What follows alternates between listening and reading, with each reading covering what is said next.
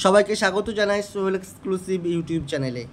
আজকের আলোচ্য বিষয় WBSSC SLST পরীক্ষা প্রস্তুতির রাষ্ট্রবিজ্ঞান বিষয়ের যে আমাদের বাজিমাট সিরিজ চলছিল তার 8 নম্বর সেট, যেখানে আমরা পুরো সিলেবাস থেকে কম বেশি বেশ কিছু গুরুত্বপূর্ণ প্রশ্ন ব্যাখ্যা সহ জেনে নেব। চলুন দেখে নিই। 1 নম্বর প্রশ্ন রয়েছে, নিচের কোনটি রাষ্ট্রীয় নীতির নির্দেশমূলক নীতি? অর্থাৎ নিচের কোনটি ডিপিএসপি? এখানে 4টে অপশান দেওয়া রয়েছে। 1 নম্বরে বলা হচ্ছে রাষ্ট্র কোনো ব্যক্তির আইনের সামনে সমতা স্বীকার করবে না, জাতি ধর্ম বর্ণলিঙ্গ ব্যক্তির সঙ্গে বৈষম্য করবে না, অস্পৃশ্যতা, আচ্ছা এটা হবে না। 4 নম্বর সঠিক উত্তর হবে রাষ্ট্র পরিবেশ রক্ষা, উন্নয়ন এবং বন ও বন্যপ্রাণীর সুরক্ষার জন্য প্রচেষ্টা করবে। 2 নম্বর প্রশ্ন রয়েছে, সম্পত্তির অধিকার হলো, এটা কি? সম্পত্তির অধিকার আমরা জানি, এটা সঠিক উত্তর হবে অপশান সি, আইনগত অধিকার। এই যে সম্পত্তির অধিকার, সেটা প্রাথমিক পর্বে ছিল কি একটি মৌলিক অধিকার ছিল এবং ধারা নম্বর 31-এ অন্তর্ভুক্ত ছিল।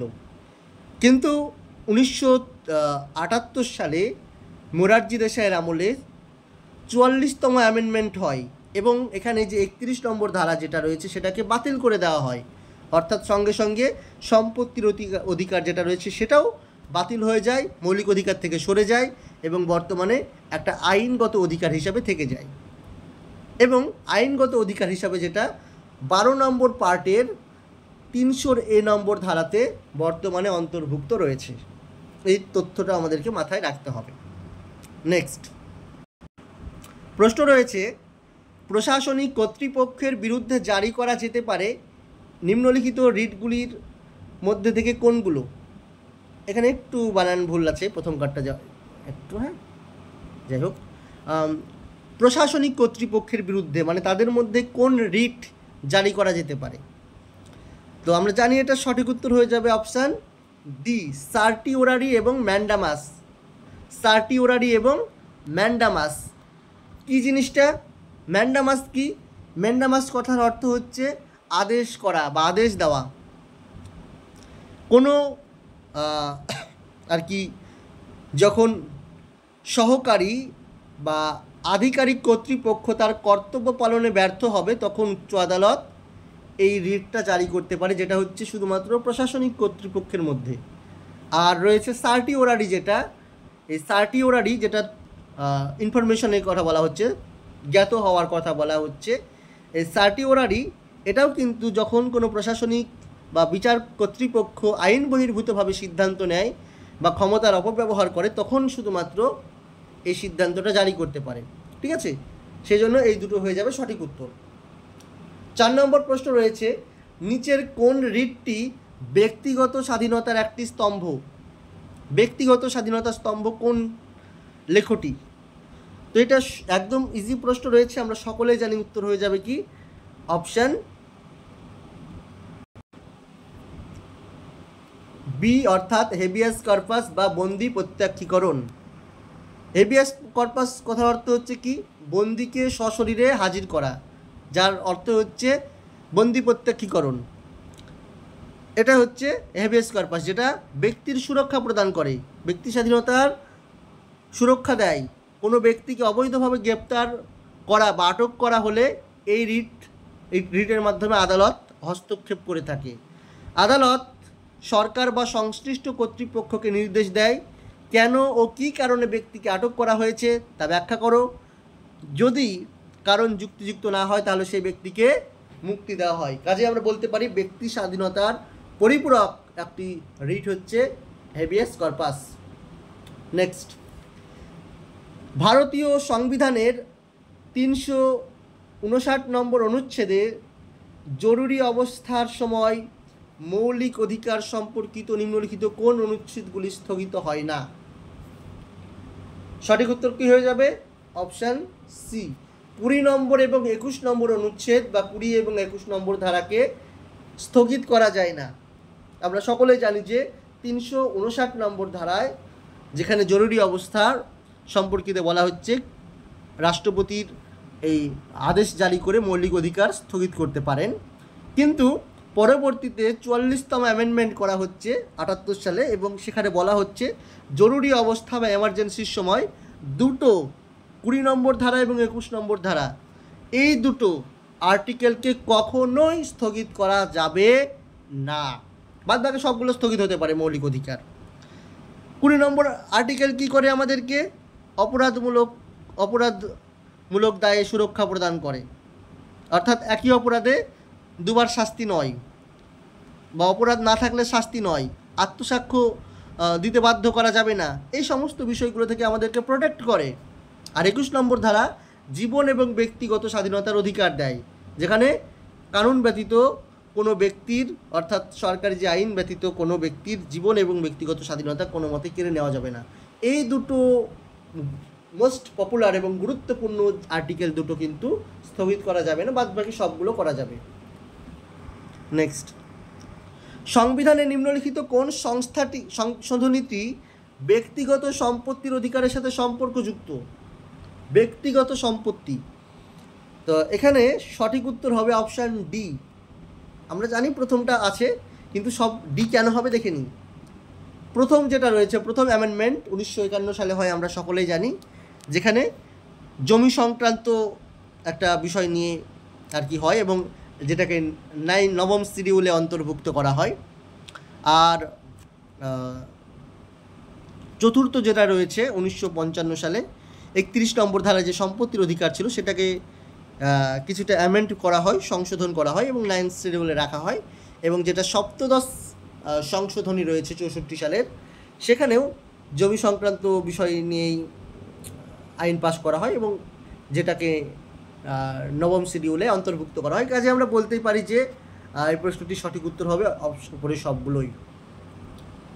নেক্সট প্রশ্ন রয়েছে, গোলকনাথ মামলায় সুপ্রিম কোর্টের সিদ্ধান্ত অনুসারে মৌলিক অধিকার সংশোধনের জন্য সংসদের ক্ষমতার ওপর বিধিনিষেধ কাটিয়ে ওঠার জন্য নিম্নলিখিত কোন সংশোধনীটি ব্যবহার করা হয়েছিল?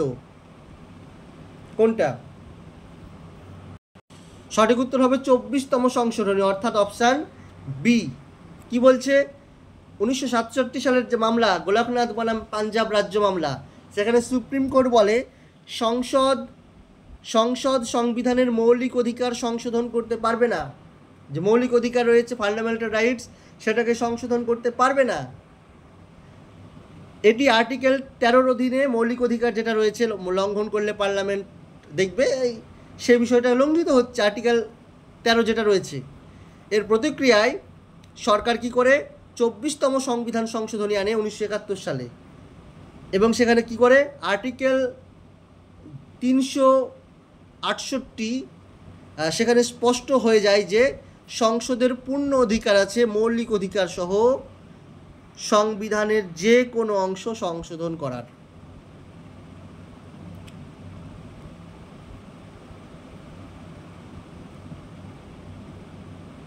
ঠিক আছে। আর আর্টিকেল 13তে কি বলা ছিল?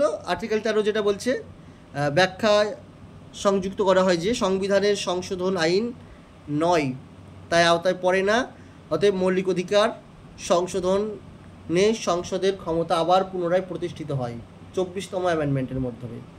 ঠিক আছে, 24তম অ্যামেন্ডমেন্টের মাধ্যমে, এটা ইন্দিরা গান্ধী করে। নিম্নলিখিত কোন বিবৃতিটি চীনের সংবিধান সংশোধন প্রক্রিয়া সম্পর্কে সঠিক? সঠিক উত্তর কি হয়ে যাবে? Option B. চীনের জাতীয় গণ কংগ্রেস 2/3 সংখ্যাগরিষ্ঠতার প্রয়োজন হয়। জাতীয় গণ কংগ্রেসে 2/3 সংখ্যাগরিষ্ঠতার প্রয়োজন হয়। 9 নম্বর, আন্তর্জাতিক আইনে কম্পিটি নীতি বলতে ঠিক কি বুঝি আমরা, কি বোঝাই? কম্পিটি কি? আন্তর্জাতিক আইনে কম্পিটি কি? সঠিক উত্তর হবে অপশান সি। একটি জাতি কর্তৃক অন্য জাতির আইন প্রতিষ্ঠানের সৌজন্যমূলক স্বীকৃতি। এই যে কম্পিটি, সেটা আন্তর্জাতিক আইনের একটি অবৈধতামূলক নীতি, যেখানে বলা হচ্ছে একটা রাষ্ট্র আর একটা রাষ্ট্রের আইন, বিচার ব্যবস্থা, প্রশাসন ইত্যাদি জিনিসকে সম্মান করবে, স্বীকৃতি দেবে এবং পরস্পরের প্রতি শ্রদ্ধা রাখবে। এটি আইনগত কোনো বাধ্যবাধকতা নয়, বরং কূটনৈতিক শিষ্টাচার, যেন একটা দেশ অপর দেশকে ভালো বলে, সহযোগিতামূলক সম্পর্ক ঠিকঠাক থাকে। এটা হচ্ছে কম্পিটি।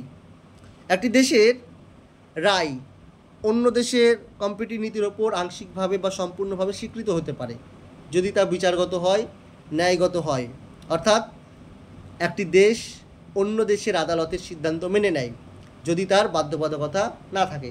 এটা আর কি সৌজন্যতা দেখার জন্য কোর্ট, এটা কিন্তু বাধ্যতামূলক নয় আন্তর্জাতিক আইনে, কিন্তু এটা সৌজন্যতার জন্য, যেন উভয়ের মধ্যে পারস্পরিক সহযোগিতা ঠিকঠাক থাকে, শিষ্টাচার ঠিক থাকে, কূটনৈতিক, সেই কারণে মূলত এই কম্পিটিটা রয়েছে, অর্থাৎ একটি জাতি কর্তৃক অন্য জাতির আইন এবং প্রতিষ্ঠানের উপর সৌজন্যমূলক স্বীকৃতি প্রদান করা। ধরুন একটা দেশে সংবিধানে একটা আদালত একটা রায় দিল, সেটাকে শ্রদ্ধা করা অন্য একটা দেশ করলো, এটা। নেক্সট, আন্তর্জাতিক আইনের উৎসগুলি প্রথমবারের মতো প্রামাণিকভাবে তালিকাভুক্ত হয়েছিল কোন জায়গায় বা কোথায়? সঠিক উত্তর হবে অপশান বি, স্থায়ী আন্তর্জাতিক বিচার আদালতের সংবিধিতে।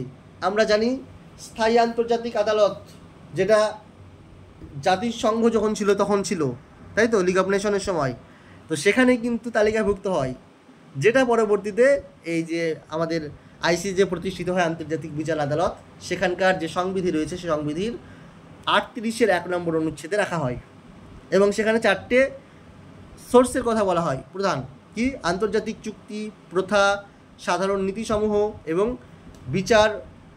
বিচারক সিদ্ধান্ত এবং প্রসিদ্ধ পণ্ডিতদের মতামত, এগুলো রাখা হয়।